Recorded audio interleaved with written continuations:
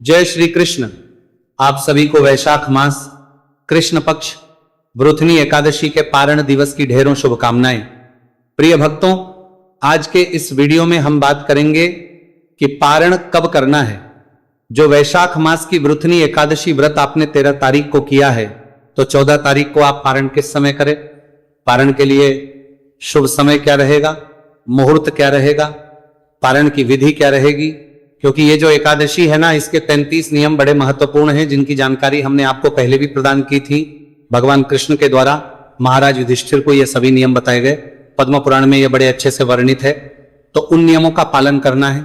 कैसे इसका पारण जो है वो महत्वपूर्ण है, क्या विधि पारण की रहे, पारण के दिन पूजन कैसे करें, किन बातों का ध्यान रखें, क्या पारण के लिए मंत्र होना चाहिए, पारण के समय पर क्या आपको ग्रहण करना चाहिए, क्या भोग लगाना चाहिए, क्यों महत्वपूर्ण है ये इस एकादशी का पारण। इस प्रकार से संपूर्ण जानकारी एकादशी के पारण के विषय में आपको इस वीडियो में प्रदान की जाएगी। साथ में पूजा विधि बताएंगे कि कैसे पारण के दिन पूजन करना आवश्यक है और कैसे करना है। आपसे निवेदन है कि वीडियो यदि थोड़ा सा भी उपयोगी लगे तो एक बार लाइक अवश्य कीजिएगा और जितना हो सके शेयर कीजिएगा, जिससे कि अधिक से अधिक लोग जानकारी का लाभ ले पाए। अपने व्रत की के लिए और भगवान नारायण की प्रसन्नता के लिए कमेंट बॉक्स में अवश्य लिखिएगा जय श्री हरि या ओम नमो भगवती वासुदेवाय। आप देख रहे हैं सनातन धर्म का संसार ज्योतिष संस्थान का प्रतिष्ठित यूट्यूब चैनल सनातन धर्म का संसार धार्मिक। हम यहाँ सभी व्रत और त्योहारों की सही शास्त्रीय जानकारी प्रदान करते हैं। ज्योतिष शास्त्र और पंचांग के आधार पर आपको बताते हैं कौन सी तिथि कब है, व्रत आदि कब करना है, क्या विधि, क्या नियम और क्या गलती नहीं करनी है। यदि आप सभी और त्योहारों की सही जानकारी पाना चाहते हैं तो चैनल को सब्सक्राइब कीजिए और बेल आइकॉन को प्रेस कीजिए। आइए प्रिय भक्तों, जानकारी आरंभ करते हैं। बात करते हैं कि कैसे करना है, कब करना है वरुथिनी एकादशी का व्रत पार। प्रिय भक्तों, वरुथिनी एकादशी जो मनुष्य का कल्याण करने वाली है, इसकी महिमा बड़ी अद्भुत शास्त्रों में कही गई, जिसके विषय में मैंने आपको बताया। यह दुर्भाग्य को सौभाग्य में बदलने वाली है। जैसा भगवान कृष्ण के द्वारा कहा गया, इस एकादशी का हम व्रत कर रहे हैं। 13 अप्रैल 2026 को दिन सोमवार का है और इसका पारण आप करेंगे 14 अप्रैल, दिन मंगलवार रहेगा। यह दिन बड़ा महत्वपूर्ण है। इसका कारण यह है कि एक तो यह द्वादशी का दिन है, एकादशी के पारण का दिन है, और एक और महत्वपूर्ण बात इसके साथ यह है कि इस दिन संक्रांति है, मेष की संक्रांति है। तो संक्रांति का अपना अलग प्रभाव है, इसलिए भी यह दिन बड़ा महत्वपूर्ण है। प्रिय भक्तों, पारण क्यों आवश्यक है?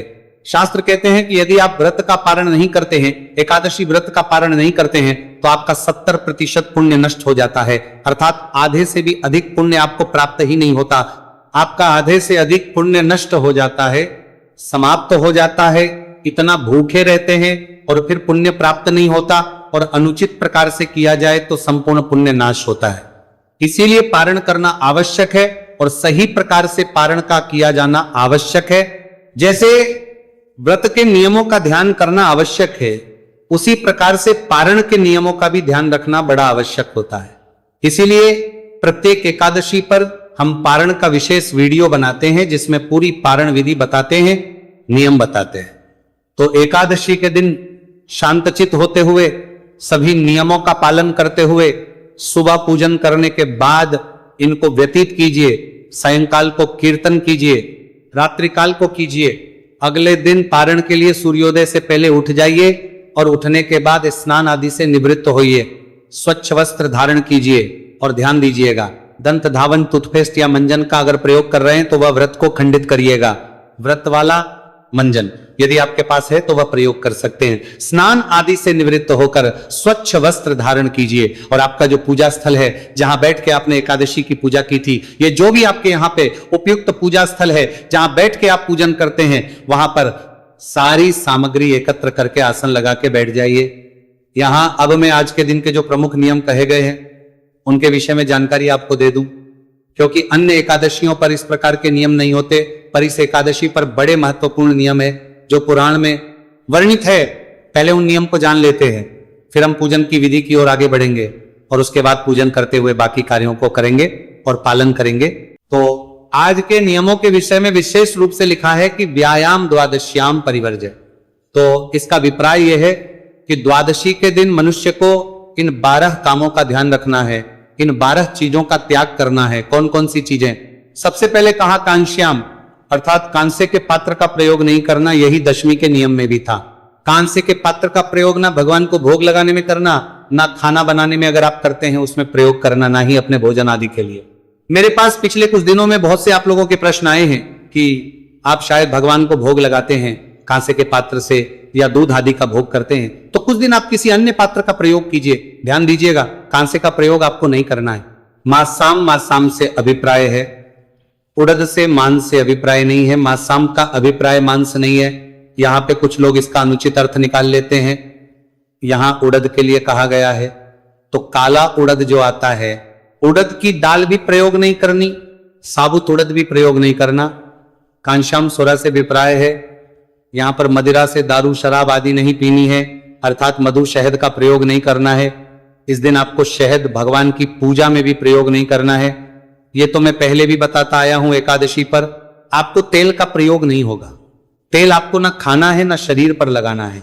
अर्थात पापी पुरुष जो हैं, बुरे कर्म करने वाले जो लोग हैं, उनसे आपको वार्तालाप नहीं करनी है, बातचीत नहीं करनी है।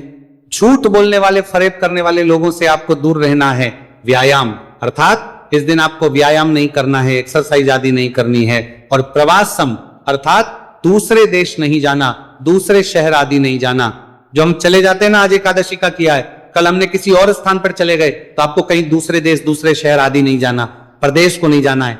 पुनर्भोजन नए महत्व में पुनर्भोजन नहीं करना, इस पे बड़ा ध्यान देना, क्योंकि ये गलती बहुत अधिक होती है लोगों से। पुनर्भोजन केवल एक ही बार भोजन करना है इसमें। द्वादशी के दिन भी 14 तारीख को भी केवल एक बार भोजन करेंगे। आप अन्न एक ही बार ग्रहण करेंगे ना, पुनर्भोजन दोबारा भोजन इस दिन नहीं करना है। अर्थात दिन में आपने व्रत खोल लिया, अन्न खा लिया, तो रात्रि को भोजन नहीं करेंगे। लहसुन प्याज आदि नहीं खाने हैं द्वादशी को नाम। अर्थात पति पत्नी के बीच जो संबंध बनाए जाते हैं या स्त्री पुरुष के जो संबंध हैं, उनसे दूर रहना है। आज के दिन भी, द्वादशी को भी आपको ब्रह्मचर्य का पालन करना है। इस एकादशी पर दशमी, एकादशी, द्वादशी तीनों दिन के पूर्ण नियम हैं। और पूर्ण नियम मतलब, पूर्ण नियम ऐसा नहीं कि पारण हो गया तो नियम पूर्ण समाप्त हो गए ना, पूरे दिन के नियम है। ये आगे शास्त्र कह रहे हैं कि मसूरानम द्वादशायाम परिवर्ज्य वृष पृष्ठम, अर्थात बैल की पीठ पर सवारी नहीं करनी है, बैल की सवारी नहीं करनी है। जिन भी देशों में आज भी हमारे ग्रामीण क्षेत्रों में बैल का प्रयोग होता है, शहरों में भी बहुत सारे कुछ जगह हो सकती है जहां आज भी बैलगाड़ी चलती हो, तो बैल की पीठ पर सवारी नहीं करनी है। और मसूर, अर्थात मसूर की जो दाल होती है ना, उसको ग्रहण नहीं करना है, नहीं खाना है, त्याग है उसका। इन 12 त्यागों को द्वादशी के दिन अवश्य करना चाहिए। ये 12 त्याग कहे गए हैं। ये द्वादशी को आपको सेवन नहीं करने हैं, ना खाने हैं, ना ये कार्य करने हैं जो मना किए गए हैं। ये महत्वपूर्ण जानकारी।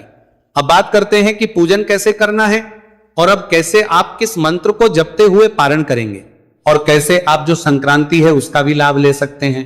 तो प्रिय दर्शकों, सबसे पहले तो जो आज सुबह का स्नान किया है ना, उसको गंगा जल से कीजिएगा और 6 बजे से पहले कर लीजिएगा, जिससे कि आपको संक्रांति का पर्व का भी लाभ प्राप्त हो। 3 गुना फल देगा।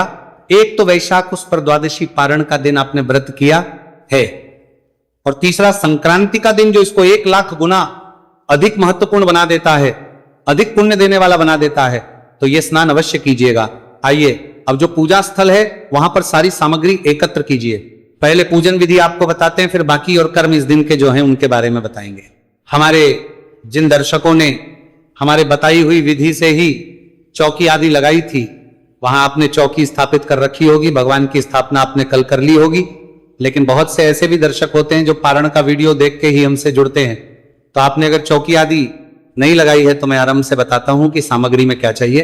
भगवान नारायण का कोई चित्र, प्रतिमा या तस्वीर उनको स्थापित करने के लिए चौकी हो तो चौकी लीजिए, या अपने मंदिर में स्थापित कर सकते हैं। उस पर बिछाने के लिए लाल या पीला वस्त्र, रोली, मौली, पान, सुपारी, लौंग, इलायची, धूप, दीप, नैवेद्य, पुष्प, इत्र, जनेऊ, पंचामृत बनाने के कच्चा दूध, दही, घी, शक्कर और गंगाजल, शहद का प्रयोग नहीं होगा। ये सारी सामग्री एकत्र कीजिए। लोटे में जल भरिए, तांबे का लोटा लीजिए, उसमें पहले गंगा जल भरिए, फिर शुद्ध जल भरिए और आसन लगा के बैठ जाइए। जिस स्थान पर बैठकर आपको पूजन करना है, जिन्होंने कल चौकी लगा रखी है, विधि विधान से पूजन किया था, वो कल के पात्र पुष्प हटा दीजिए। लोटे में जो जल भरा होगा कल का, उसको आप पीपल पे या सूर्य को या किसी पौधे में डाल दीजिए और लोटे को मांझ के पुनः गंगा जल युक्त जल उसमें भर लीजिए। फूल के माध्यम उस स्थान पर जहां बैठ के आप पूजन कर रहे हैं और जो पूजा की सामग्री है उस पर जल के छींटे दीजिए, जिससे कि वह स्थान और सामग्री पवित्र हो जाए। ओम अपवित्रः पवित्रो व सर्वावस्था गतोपिवा यह स्मरेत पुंडरीकाक्षम स बाह्याभ्यंतरः शुचिः।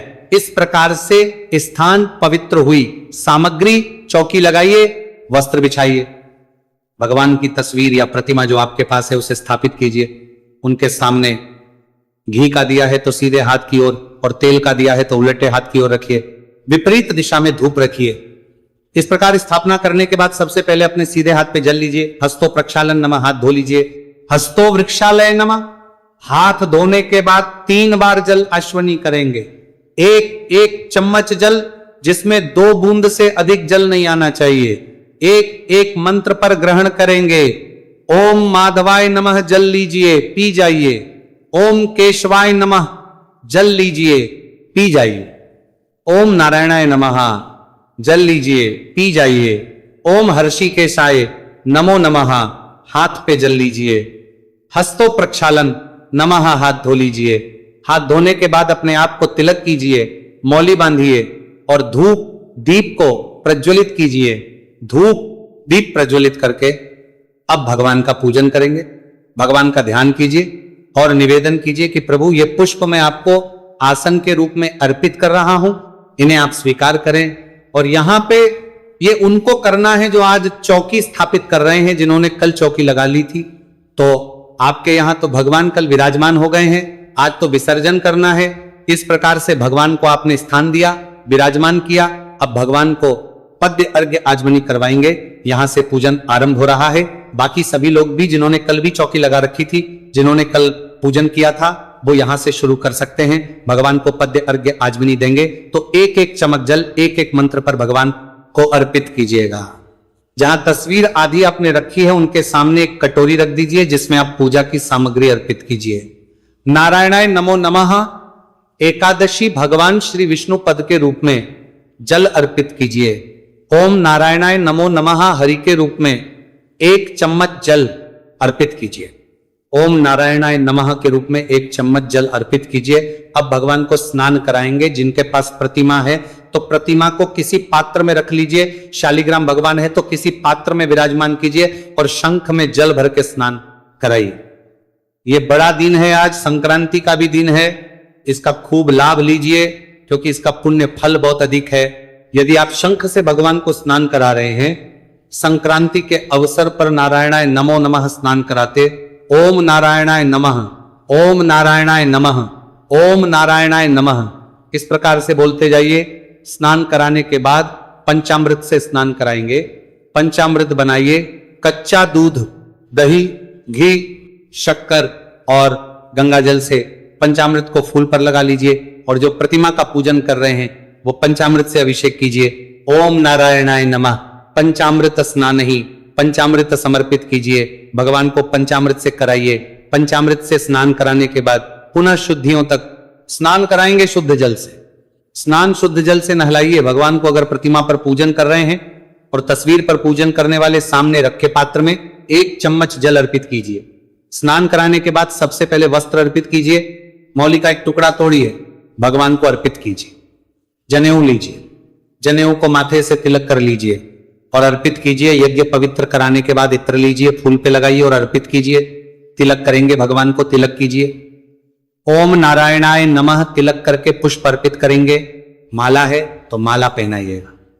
ओम नारायणाय नमः माल्यार्पण पुष्प समर्पित कीजिए, माला पहनाइए और धूप दिखाएंगे, दीप दिखाएंगे। भगवान को धूप दीप दिखा के नैवेद्य अर्पित करेंगे। नैवेद्य के रूप में आपके पास आम अगर है तो उत्तम रहेगा। आम का फल अर्पित कीजिए भगवान को। आम नहीं है तो कोई भी फल कर सकते हैं। मिश्री, बताशा आदि लीजिए जो आपके पास उपलब्ध है वह अर्पित कीजिए। जलाजमनी के लिए 1 चम्मच जल लीजिए, भगवान के सामने रखे, पात्र में अर्पित कीजिए। तांबूल अर्पित करेंगे। पान का पत्ता लीजिए, उस पे 2 लौंग, 2 इलायची और 1 सुपारी रखिए और वह पीड़ा बना के भगवान को अर्पित कीजिए। जो भी दक्षिण अर्पित करना चाहते हैं वह दक्षिणा अर्पित कीजिए। हाथ जोड़कर नमस्कार कीजिए। इसके बाद विष्णु शास्त्र नाम का श्रवण कीजिए। तुलसी माता की कहानी पारण के दिन सुनी जाती है, उसको सुनिएगा। तुलसी माता की कथा आदि सुनने के बाद भगवान की आरती कीजिए। आरती करने के बाद अगर आपने भोग प्रसाद बना लिया है पारण का तो उसका भोग लगाएंगे। पीले चावल का भोग इस दिन लगाना बड़ा उत्तम रहेगा। या अतिरिक्त भी आप जो भी सात्विक भोजन घर में बना रहे हैं उसका भोग लगा सकते हैं। थाली में वहां सजाइए और उस पर तुलसी दल रखिए। भगवान के सामने थाली रखिए। हम मंत्र पढ़ते हैं, पर्दा हटा दीजिए, जलाजमिनी कराइए, जल लीजिए अश्वनी में और थाली के चारों ओर घुमा के छोड़ दीजिए। इस प्रकार से भगवान को भोग लगा के अब अंतिम प्रक्रिया आती है पुष्पांजलि, जो बड़ी आवश्यक होती है। तो उसके लिए हाथ में पुष्प लीजिए, भगवान का ध्यान कीजिए, जैसे हम निवेदन करने को बोलते हैं। निवेदन कीजिएगा परमेश्वर, हे प्रभु, हे भगवान। ना हम आपका आवाहन जानते हैं, ना पूजन जानते हैं, ना विसर्जन जानते हैं। हम तो अज्ञानी जीव हैं। जैसी बन पड़ी है वैसी सेवा आपके श्री चरणों की इस एकादशी पर हमने की है प्रभु। हमने ये जो व्रत किया है, जो पूजा की है, इसमें कोई जाने अनजाने में हमसे गलती हो गई हो, त्रुटि हो गई हो, भूल हो गई हो तो उसे क्षमा कीजिएगा।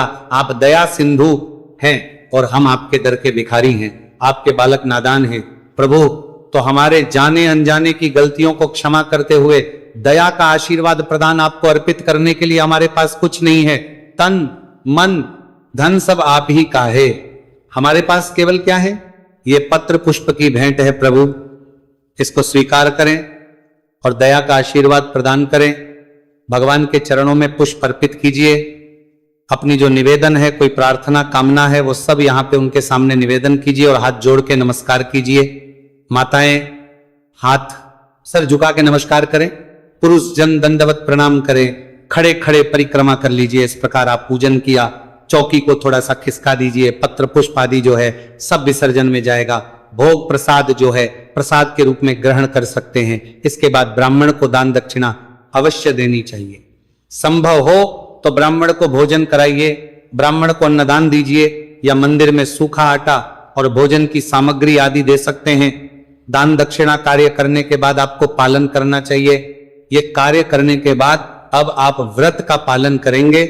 आसान लगाकर बैठ जाइए। ओम नमो नारायणाय ये मंत्र है, इसको 5 बार जपिए भगवान का ध्यान करते हुए कि प्रभु मैं ये तुलसी दल और जल के साथ पारण कर रही हूं। तो मुंह में तुलसी का पत्ता रखिए और जल पी लीजिए और पारण कर लीजिए। अन्न वही खाएंगे जो आपने भगवान करता रखिए और भगवान करता रखिए और जल पी लीजिए। को भोग लगाया है, ध्यान दीजिएगा। आज एक ही वक्त अन्न ग्रहण करने का नियम बताया गया है। अब बात करते हैं कि पारण आपने करना कब है। प्रिय दर्शकों, पारण का नियम कहता है कि द्वादशी के दिन सूर्योदय के बाद हरिवासन का समय के बाद पालन किया जा सकता है। तो इस नियम के अनुसार अगर शीघ्रता से आप करना चाहते हैं तो 6:05 से और 7:30 बजे के बीच में पारण कर सकते हैं। अगर आप श्रेष्ठतम चौघड़िया, उत्तम चौघड़िया चाहते हैं तो 10:30 बजे के बाद पारण कीजिएगा। 10:30 से और 12 के बीच में श्रेष्ठम समय रहेगा। यह थी जानकारी पारण के विषय में। संक्रांति के विषय में विस्तार से मैंने जानकारी प्रदान की है, उसका अवश्य लाभ लीजिएगा। और आज के दिन गीता का 7वां अध्याय सुनते हुए पितरों को अवश्य कीजिएगा, क्योंकि संक्रांति का दिन है। वीडियो को जितना हो सके शेयर कीजिए। चैनल पर नए हैं तो सब्सक्राइब करते जाइएगा। भगवान नारायण सबका व्रत सफल करें। हरे कृष्णा।